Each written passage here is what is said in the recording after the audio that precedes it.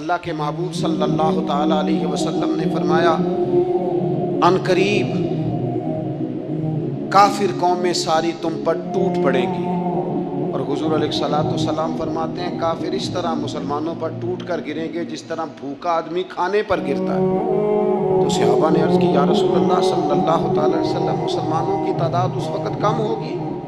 حضور فرمانے لگے نہیں، تم تو سیلاب کی جھاگ کی طرح ہوگے، بہت کثرت سے مسلمان ہوں گے۔ تو یا رسول اللہ اتنے مسلمان ہوں گے تو پھر کافر ہم پر کیوں ٹوٹ پڑیں گے؟ اللہ کے محبوب علیہ الصلوۃ والسلام فرمانے لگے تمہارے دلوں میں کمزوری ڈال دی جائے گی، کفر کا رعب تمہارے دلوں میں بیٹھ جائے گا، تم ڈرو گے۔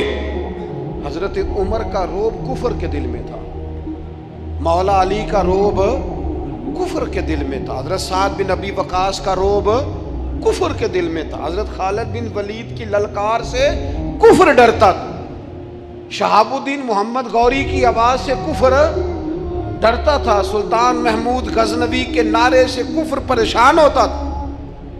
فرمایا تمہارے دلوں میں کمزوری آئے گی، تم کفر سے ڈرو گے، اس لیے وہ تم پر ٹوٹ پڑیں گے جس طرح بھوکے لوگ کھانے پہ ٹوٹ پڑتے ہیں۔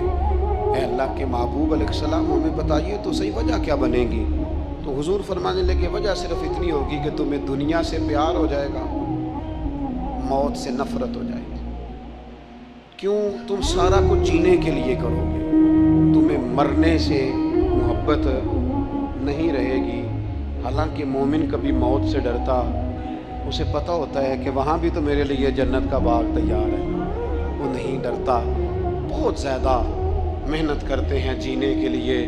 کچھ تھوڑا سا کام مرنے کے لیے بھی تو کریں کہ مر جانا ہے تو تھوڑی محنت اس مقصد کے لیے بھی ہو جائے۔